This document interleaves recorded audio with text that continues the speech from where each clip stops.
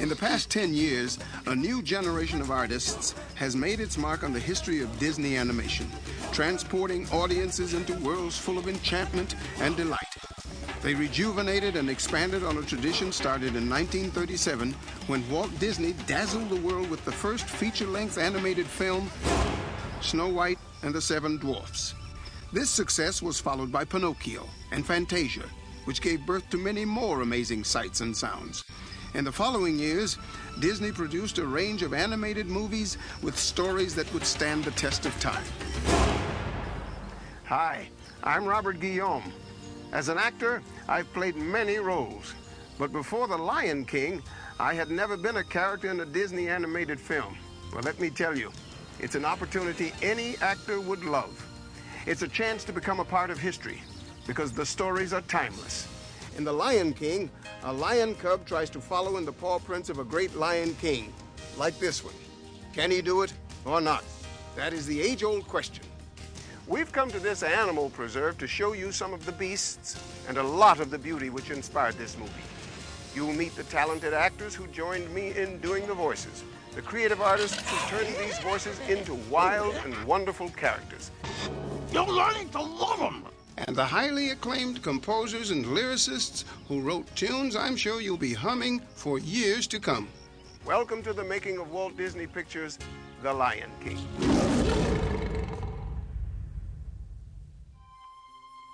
Set in the vast African savanna, The Lion King is a story about growing up and taking our place in the world, about the wisdom we inherit from the generations that came before us, and how we must sometimes discover on our own the value of that wisdom. Father? You are my son, and the one true king. You must take your place in the circle of life. I think Lion King really refers back to a lot of things that we've done in the past, like Bambi, of using animal allegories to tell human stories. Very simply, The Lion King is a story of a young lion born to be king of his pride. This'll all be mine? Everything the light touches. Wow. Who has to go through a lot of difficulties to get there, and most especially who has to learn to believe in himself before he can become what he is fated to be. Don't you understand? You're our only hope. Directors Rob Minkoff and Roger Allers guided a team of story artists and writers toward a film which first took shape, as all Disney animated films do, on storyboards. Scenes, gags, and lines of dialogue get worked out in front of an audience of fellow artists. The Disney artists call this process pitching the boards. If you can kind of act it out while you're pitching, these dead drawings that are sitting up there, you can give it some life and help communicate what the intent of the board is. By imagining and reimagining the story, the artists gradually discovered what would make The Lion King unique. We realized that what we were trying to do was actually something very different. It was more a story about a father and a son. Stay low to the ground. What's going on? A pouncing lesson. Oh, very good. Pouncing. Pouncing? And I think at the heart of the film is that emotional relationship between us and our parents, and how we respond to that, and how we take the wisdom of our parents and move through our lives with that wisdom. When we die, our bodies become the grass, and the antelope eat the grass. And so, we are all connected in the great circle of life. For the voices of the characters, the directors cast actors whose performances could spark the animator's imagination. I am the voice of Rafiki, an old baboon who's like the high priest or wise man of the animal kingdom. James Earl Jones provides the voice of the great King Mufasa, who rules the animal kingdom from Pride Rock. A king's time as ruler rises and falls like the sun. One day, Simba, the sun will set on my time here and will rise with you as the new king. His voice gets into these such deep, deep registers that he almost really literally sounds like a lion. I mean, his voice rumbles. Remember. Home Improvement's Jonathan Taylor Thomas plays Simba as a cub, whose cat's curiosity gets him in trouble.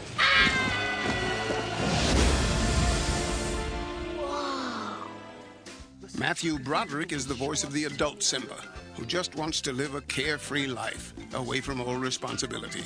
Man, I'm stuffed. Me too. I ate like a pig. Pumbaa, You are a pig. Oh. Moira Kelly of The Cutting Edge and Chaplin is the voice of Simba's girlfriend, Nala, who convinces her childhood friend to return to the Pride. What's happened to you? You're not the Simba I remember. You know, you're starting to sound like my father. Good. At least one of us does. Broadway veterans Nathan Lane and Ernie Sabella portray fast-talking meerkat Timon and the kamikaze warthog Pumbaa, who teach Simba about the joys of the jungle. Hey, this looks like a good spot to rustle up some grub. Ew, what's that? A grub.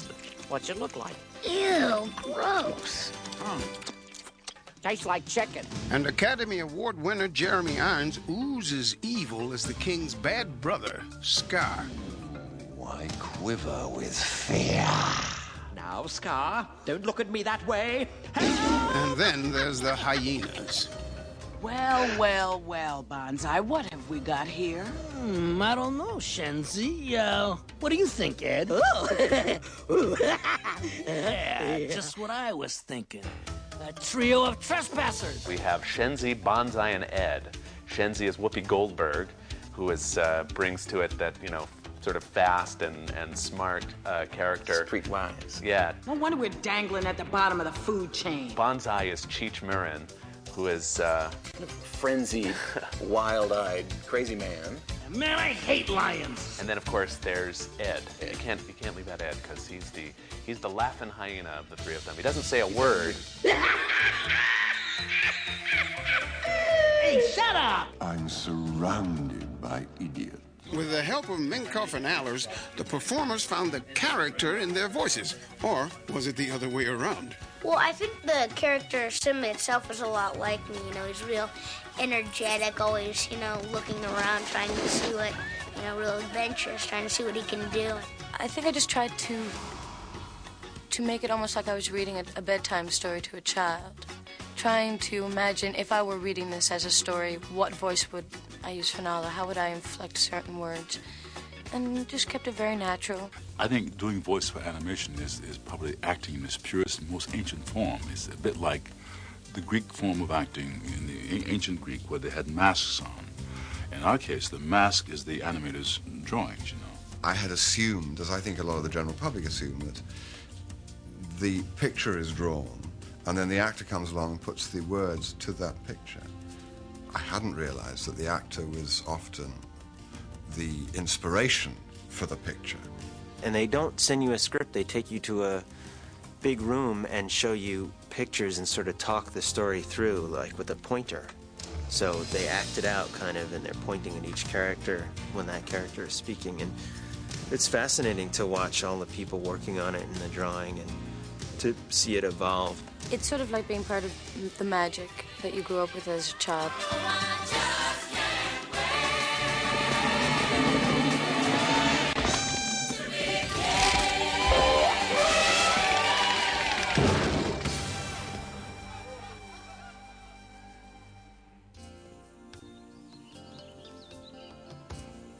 This magnificent creature has a wingspan of 7 feet and talons the size of human hands. It's an African eagle. It seems as if everything about Africa, from its one-of-a-kind animals to its breathtaking scenery, is larger than life. Now turn the Disney artists loose with all of Africa to inspire them, and what you're going to get is an explosion of color and characters unlike any you've ever experienced in a Disney film. You can see and hear Africa in every frame of The Lion King, as if the continent itself is a character in the story. Here's a bird's eye view of how Africa inspired the Disney artists. In November 1991, a group of Disney artists traveled to East Africa where they found a world teeming with life, sound, and color, and a landscape that seemed immense. For the first time, we were dealing with this beautiful visual tapestry of Africa. And I think what the directors tried to achieve was something on an epic scale. They were inspired by the big kind of Western epics or biblical epics. And so visually wanted to create this really unique, enchanted, wonderful place that you've never been to before. The responsibility of distilling all of Africa into a cohesive design for The Lion King fell to production designer Andy Gasco. We've constantly tried to capture the vastness of it. We've tried to inject elements that are a little more subliminal, like sound, for instance. The sound of wind. Simply the effect of having a character standing on the open savanna and having the wind blow his mane, you know, and you can't see the wind, obviously, but you feel it because you see his mane reacting to it, or you see the grass on the savanna just sort of being blown gently.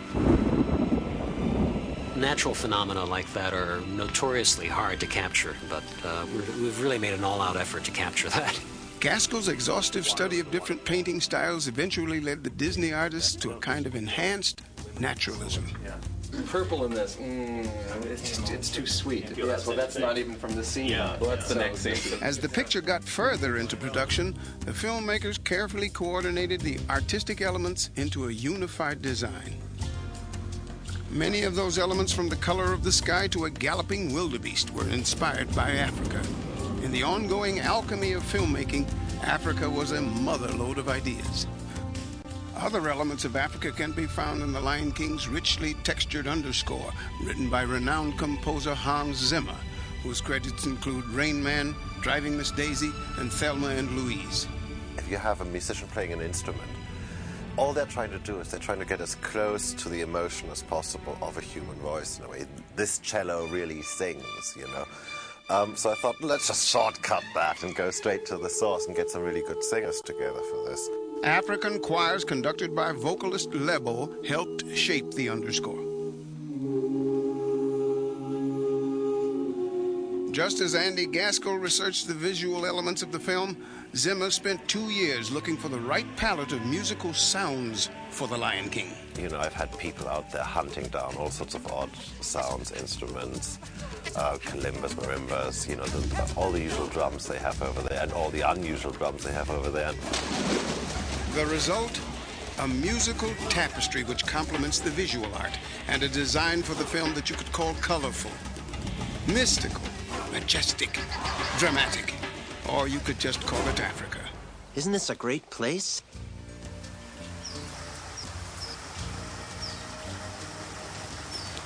Making a Disney animated film takes years of work by hundreds of very creative people. It might begin way upstream with the trickle of an idea. What if we did a film about the animal kingdom, about a young lion who has to struggle with growing up? As this trickle moves downstream, writers put the idea into words, story artists sketch pictures to match the words, actors perform the words, and animators put the performances into motion. Add the directors, producers, editors, musicians, computer artists, and others, each flooding the film with ideas and creative energy of their own, and what you've got is as much a force of nature as it is a film. To bring the most compelling elements of nature to The Lion King, the first step for the animators was to observe the animals they would be animating. The meerkats, which are pretty neat, they have a really neat way of moving. They're pretty quick and agile. Ah! Hey, who's the pig?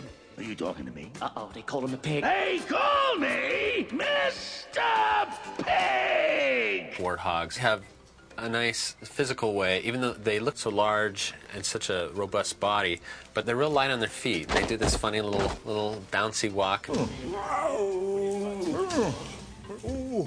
World-famous wildlife expert Jim Fowler came out to the studio and brought a few friends who made quite an impression on the artists. You can just sense the power in that, and you feel incredibly small and weak compared to this massive, intense creature, you know. You notice that they are very contact-oriented. On looking at a lion cub, the first thing you would kind of think is the fact that they're kind of a soft creature, almost like your house cat. But when you actually get your hands on one, you find that it's almost the exact opposite. They're very powerful, very hard. KinG. Animator Ruben Aquino did a detailed study of the way various animals moved. His work became a standard reference for all of the animators on the film, and his drawing of this wildebeest became a herd of hundreds with the help of Disney's innovative CGI, computer-generated imagery, which combines hand-drawn animation with computer technology. Scott Johnston explains how they did it. Here, for instance, is some hand-drawn animation of a wildebeest, and now here's a computer representation of that same motion. Here we get the sense of that motion rotating in 3 dimensions, where we can place our camera anywhere. But one wildebeest wasn't enough. We needed hundreds of wildebeest. So we had to come up with a way that our animators could control the behavior of hundreds of beasts. So we came up with this idea of a simulation, sort of playing follow the leader. Then the next step is to match it to the background. We've built a grid. On that grid, we place one of these simulations where each of those bugs now gets replaced with a full running, galloping, hopping wildebeest. The computer might be able to keep track of hundreds of stampeding animals, but only a performer with a pencil can combine movement and emotion to bring a believable character to life. Getting emotional things across and mechanics and and getting it all to work together smoothly. That's a big challenge. Ellen Woodbury's challenge was having to think like a bird. It probably looks funny to somebody else, but it really helps for me to get up and move through my scenes the way Zazu, the way I see him moving through the scene, so that I can kind of internalize that stuff. The animators are cast like actors to match them with characters akin to their own personalities. And why do you think this guy was picked to animate the hyenas? Do it again. One of the things the directors asked for is that they came across as sort of mad clowns. It's not funny, Ed. That sort of a kind of an evil but funny, but evil, but funny, but evil thing. Hey, shut up! The directors Menkoff and Allers asked a lot of their artists. And like the actors they are, all the animators asked for was an audience. Sold for today. Everybody sees it down the line, and everybody has a little say in what you're doing. It's more of a team effort that way, and the quality of it will be at a higher level because we all want to push each other for the best possible thing. I think this is great. Yeah, it's got to be where we're going.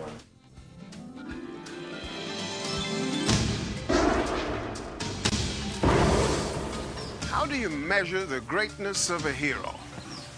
Well, one way is to size up the foe. If the bad guy is really bad, the hero has to be especially great to defeat him. Now, I'm not going to tell you everything that happens to Simba in The Lion King, but I will say this. Simba is going to have to be one very heroic lion to deal with his uncle Scar. When I'm king, what'll that make you? A monkey's uncle. You're so weird. You have no idea. This uncle of his is worse than a castle full of wicked stepmothers. My favorite nephew. Yeah, right. And to make matters even worse for the little lion who would be king, Simba thinks this conniving carnivore is his friend. An elephant graveyard is no place for a young prince. Oops. An elephant what?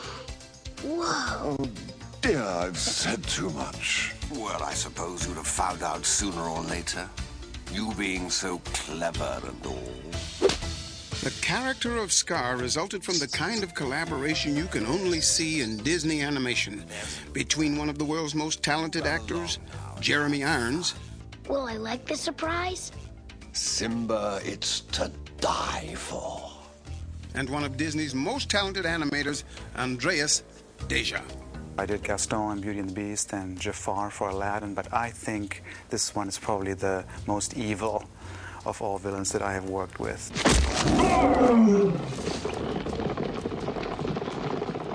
Long live the king. Deja began by observing the feline qualities he could use in creating a really bad cat. With Scar, I thought it should be all very smooth and very slick and kind of elegant. So you work out patterns that are not like dancing, but that definitely have a slick, soothing sort of quality to it.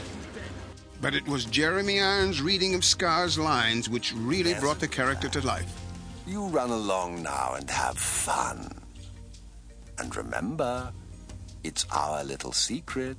The great thing about recording a voice for animation, when the picture is being drawn as a result of the sounds you're making, is that you can take it very wild, very broad, and give the animator some nourishment to draw.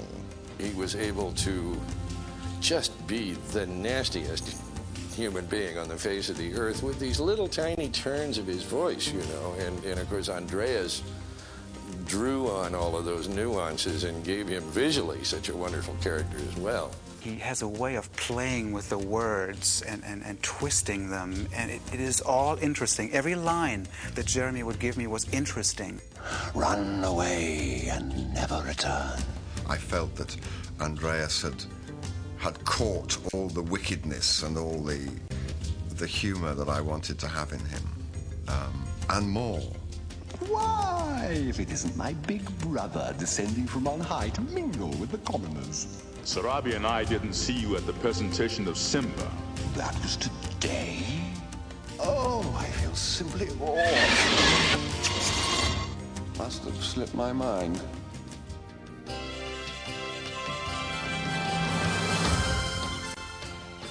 In The Lion King, the music entrances your ear every bit as much as the images delight your eye. Imagine for a second that you could see the world from young Simba's point of view. What would it look like? Every sight, every sound, every smell would be brand new. Anything would be possible. And one day you would rule it all. Now, how do you say that with a song? For The Lion King, a rock and roll legend teamed up with an Academy Award-winning lyricist to provide this and other key pieces to the storytelling puzzle. And in the process, create one of the most memorable collections of songs in Disney animation.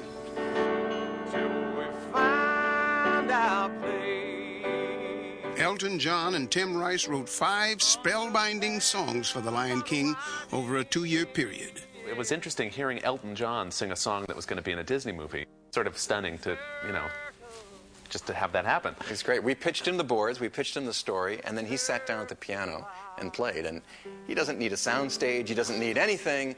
His voice is beautiful. Yeah? What do you think? You know, you want to work the songs into the fabric of the story so that the songs don't become a pause in the story, that they promote it and help you understand the characters. I'm gonna be a mighty king, so enemies beware. Well, I've never seen a king or beast with quite so little hair. In this number, little Simba looks forward to the day when he can have everything his own way. I'm brushing up, I'm looking down, I'm working on my roar. It's a fun track because he's really showing off. And he's thinking, God, this is going to be fabulous. I'm going to do this and I'm going to do that. And no one's going to tell me what to do. Oh, I just can't wait to be king. Here, directors Menkoff and Allers present a song called Hakuna Matata, which was inspired by a Swahili saying. It means no worries, see? For the rest of your days, it's our problem-free philosophy. Hakuna Matata. I think it's a good opener and a closer because it can build and build. And it's got a pretty melody. Everyone who worked with him was astonished at the speed with which Elton John could turn out a tune. I mean, Elton's always said, if I don't get a tune right in 20 minutes, I just throw it away. I'm not the sort of person that writes every day or sits down at the piano and plays every day at home. But when I've got a project to do, it's usually been a while since I've done something. And so I look forward to them.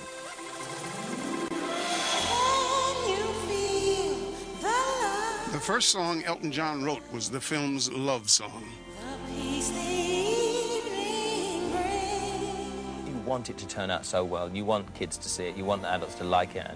And you know the quality you're working with. You're prepared to go to extra lengths to make sure it gets 100% right. But the song that had to capture the essence of the story did just that right from the start.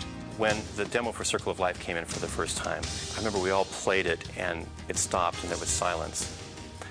Because for the first time you could see what this movie was about. For the first time we said, I understand now. It's about a father and a son. It's about our place in life. Once we had the song, Hans Zimmer took it and produced it musically and added this sort of African influence, the chanting voices and all that stuff, which brought it into the world of Africa. And it was really that inspired us to create the opening sequence. I think it's a very, very dramatic opening indeed to the movie. It's about succession, about living, about dying, and the whole circle carrying on.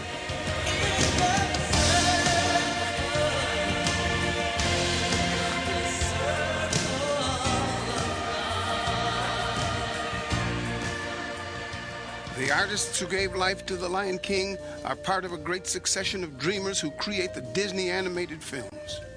Who knows? Maybe a young boy or girl will see this film and be inspired by a dream of their own, and some great and future achievement will find its beginnings in The Lion King.